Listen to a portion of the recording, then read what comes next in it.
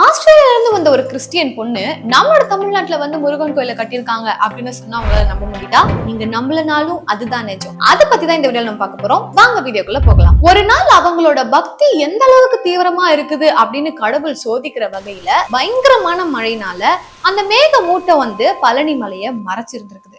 இவங்க வழக்கம் போல வந்து கொடைக்கானல்ல இருந்து பழனி மலையை பாக்குறப்போ அவங்களுக்கு பழனிமலை முருகன் தெரியல.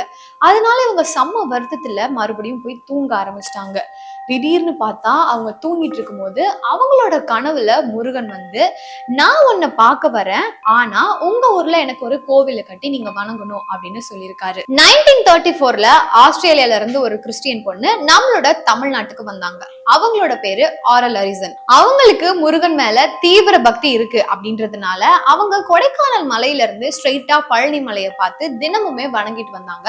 அந்த பழக்கத்தை அவங்க வழக்கமா கொண்டிருந்தாங்க. இந்த ஆரல் அரிசன் நம்மளோட தமிழ்நாட்டுல இருக்கிற ராமநாதன் அப்படின்ற ஒரு ஹிந்து பையனை கல்யாணம் பண்ணி, அதாவது அவரு பயங்கரமான தீவிர சிவன் பக்தர், அவரை கல்யாணம் பண்ணி தன்னோட பேரை லேடி லீலாவதி ராமநாதன் அப்படின்னு மாத்திக்கிட்டாங்க.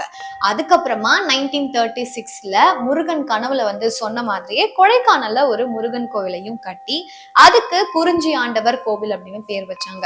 எதனால குறிஞ்சி ஆண்டவர் கோவில் அப்படின்னு பேர் வச்சாங்க அப்படின்னா, கொடைக்கானல் ஃபுல்லாவே மலையும் மலை சார்ந்த இடமும், மலையும் மலை சார்ந்த இடமும் அப்படின்னா அதுக்கு குறிஞ்சி அப்படின்னு பெயர் உண்டு. சோ மலையும் மலை சார்ந்த இடத்துல உள்ள முருகனை தான் அவரு குறிஞ்சி ஆண்டவர் கோவில் அப்படின்னு வச்சிருக்காங்க. ஒரு கிறிஸ்டியன் பொண்ணு அதுவும் ஆஸ்திரேலியால இருந்து வந்து நம்மளோட தமிழ்நாட்டுல நம்மளோட முருகன் மேல பக்தி அடைஞ்சு ஒரு கோவிலை கட்டியிருக்காங்க அப்படின்ற விஷயத்த நம்ம கேள்விப்படும் போது ரொம்பவே ஆச்சரியமாவும் அதே நேரத்துல ரொம்ப பெருமையாவும் சந்தோஷமாவும் இருக்குது. இந்த மாதிரியான இன்னும் நிறைய இன்ஃபர்மேஷன்ஸ் நீங்க தெரிஞ்சுக்க சிகப்பு நாடா யூடியூப் சேனலை சப்ஸ்கிரைப் பண்ணிக்கோங்க. மறக்காம பெல் பட்டனை கிளிக் பண்ணிக்கோங்க. நன்றி.